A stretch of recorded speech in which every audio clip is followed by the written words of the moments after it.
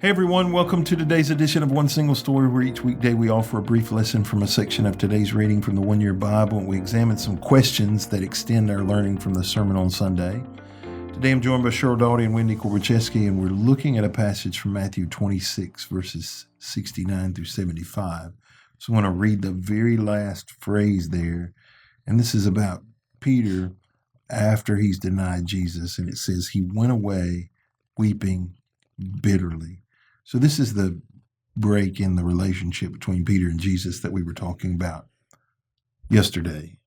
That sentence is pretty heavy, and that last sentence of verse 75, it sits a lot heavier than it seems at the first if you just sit and sit with it for a second.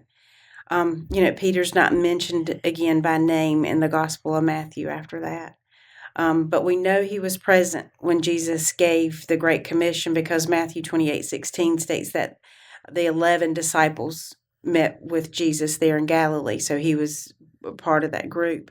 But Matthew does not give us a picture of what happened with Peter after his denial. And that last sentence is just really emotional, and it's intentionally short and brief, and that he just went away in tears, and it's just heartbreaking. How do we know what happened, right, between Peter's denial and the time he shows up at the Great Commission with the other disciples? How do we know what happened? So we know that Jesus made a personal appearance to Peter after he was raised from the dead. Luke 24:34 says, when the disciples on the road to Emmaus went to Jerusalem, they are told, the Lord has risen indeed and has appeared to Simon, or Peter. This indicates a personal encounter between Jesus and Peter, suggesting a moment of reconciliation, although, of course, we don't have a lot of details about that. We also know that Jesus personally invited Peter by name to meet him in Galilee along with the other disciples. Mark 16:7 says, after the resurrection, an angel instructs the women at the tomb to tell the disciples, and specifically mentions Peter, but go, tell his disciples and Peter, he's going ahead of you into Galilee. There you will see him, just as he told you. This specific mention of Peter can seem a pretty implicit and particular indication of his restoration and the continued importance that Jesus wanted to place on him and this reconciliation. And I think that all of this has a lot to teach us about the practical steps that Jesus was showing us about how to heal a conflict. Because even if you think you're in the right, it's okay if you're the one to initiate contact again. Intentionally reaching out. Even though we don't know the nature of the conversation that happened between Jesus when he appeared to Peter, we do know that it was Jesus who initiated the encounter, even though Peter was the one with the infraction, right? Mm-hmm. And we know that Peter could not have appeared to Jesus, so Jesus had to go to Peter. One of the things that we need to remember is that we can't permanently close the door on a broken relationship. At the first, you want to. This is a really complicated conversation too, because it doesn't mean you can't move on. That's right. Right? It doesn't mean you can't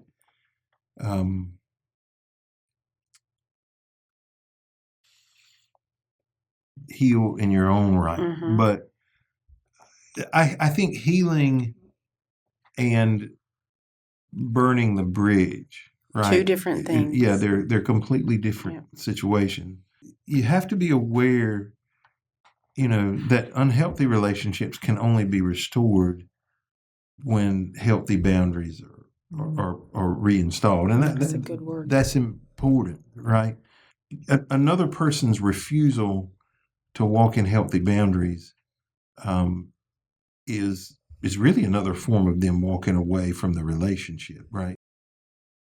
You don't have to, subject yourself to those things. Right. And the last thing I would say is you can't allow grief to prevent you from accepting an invitation. Or that shame, the weight of it. Sometimes you just have to. When you say shame, you mean when you feel like you're at fault, mm-hmm. or right? Yeah. Okay. Mm-hmm. or that you've been hurt, or sometimes in those kind of conflicts you were embarrassed in whatever, however that was broken, and there may be some embarrassment to overcome. So it could go both ways, but you can't let that be the deterrent. You can't let that be the preventer from healing a relationship. You got to get over that. She says contritely. We believe often, if we're on the shame side, right, that it is at the forefront of everybody else's mind. Right. And there are some situations, right? If you were married, it's at the forefront of the other person's mind, at least that you're broke. A lot of times it's not Right. nearly as important as you think it is. The shame is just the enemy's tool to keep you from trying to, reconcile. Facts. Right. That is truth. I see that often. So healing relationships is complex, right? There's so many factors that go into play here. Can all relationships be healed? And what are the caveats if not? I think there's potential for all relationships to be healed. But I think both parties have to be willing. There has to be a healthy, gracious dose of clear communication, healthy communication. You got to take some time. It's not going to be instantaneous. And I say time because trust has to be rebuilt. However, as quickly as it was broken, you're going to have to multiply that by so many factors of 100 in order to regain what was broken, regain that trust.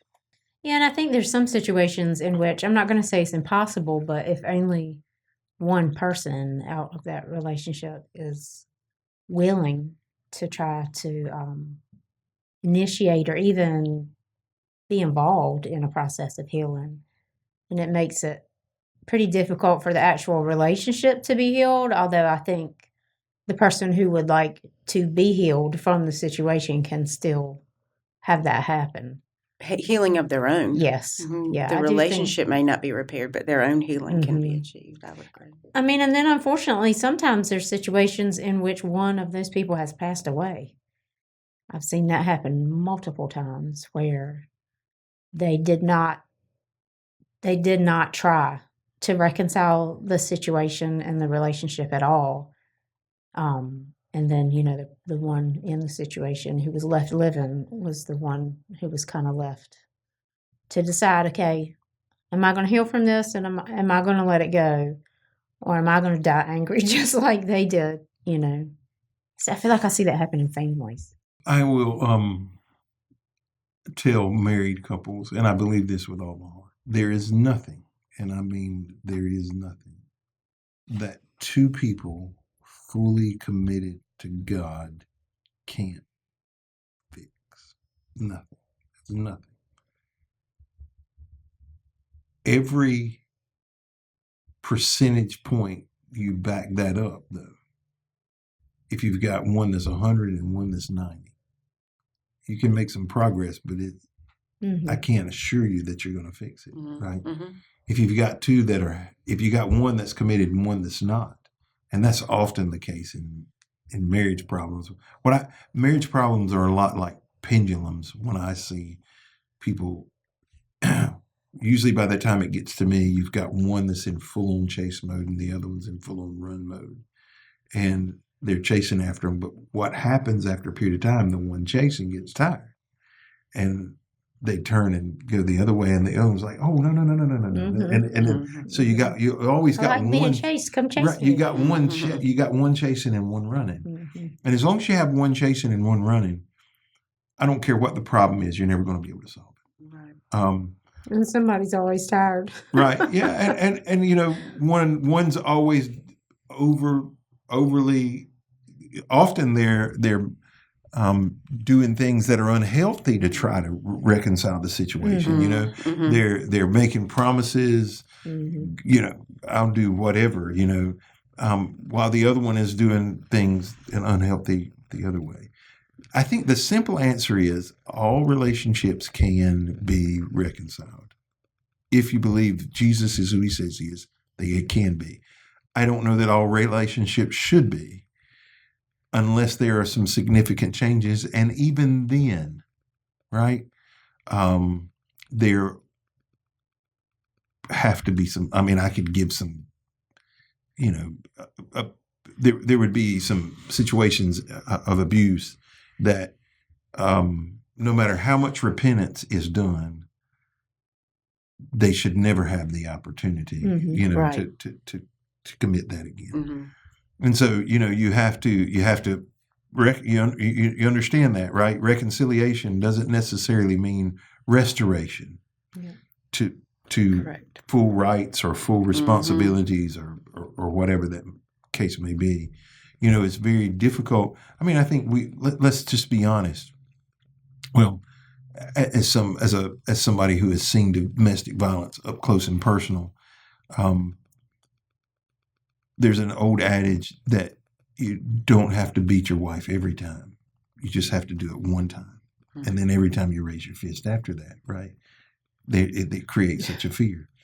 And if you've ever been in that situation, I don't care who you are, right? Finding that ability not to be scared when those emotions, you know, what's getting ready to happen to me.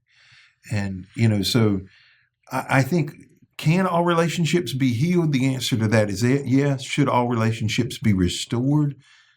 I would say no. I just don't.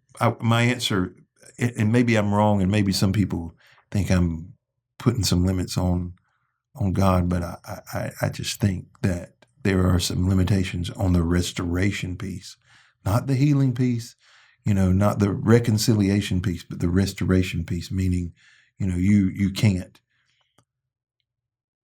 be around these people anymore, or whatever the case may be, for your benefit and for their benefit. You know, can y'all talk about a time maybe when a broken relationship was restored? Now it's better, it's healthy. There was a time in Todd and I's marriage when we had some serious lows in our marriage where, you know, he walked into a room breathing, and I thought, I'm going to choke you out, you know, you know. But we made a decision early on that we were on the same team, and so those were things that we had to fight through together, that we had to pray through together, that we had to communicate on together, and we had to find out, you know, what was the root of that problem, and not the problem wasn't he was coming into the room breathing. That wasn't the problem. The problem was something else. You know, why was I aggravated with him in the first place? Right. You know, more deeply rooted. Yes. Then breathing. His breathing patterns. The fact that he had to breathe. God bless him. You know, and so, you know, just going back and actually addressing what is the real issue here, and being in a healthy enough space to say, let's talk about this. Let's have some real communication. Let's talk about it. Let's pray about it. Let's not put Band-Aids on the situation. Let's not ignore the situation, which I was classic at avoiding those kind of conflicts. You know, I'd rather let's not do that. Which only made the situation worse, you know. But on the backside of that, you know, once we had decided, look, we're in this for the long haul. You know, this is a non-negotiable. This is not something we're giving up on. On the backside of that, man, powerful, you know, healthy, strong. You know, like we could weather that storm. We can weather the next, and then we can weather that one. We can weather the next. We've got a game plan. We can do this. Not that we won't ever have another one, but we've got some tools in our belt now. We can do this. It's made us stronger. It was a choice you had to continue to make. And make it daily. I would probably say the one that sticks out in my mind would be with Kevin and I too. It was even earlier than that. It was before we ever even got married. And I mean, I won't go into any detail, but just to say that I was hurt so badly that I could forgive but not trust. And it took a really long time, but I knew that I loved him so much that I wanted to do that work too, to make everything work and to give it another chance. And it was hard, but it's worth it. Well, thank you for joining us today on this edition of One Single Story. We hope you'll be back with us tomorrow as we continue a conversation around our daily Bible reading from the One Year Bible.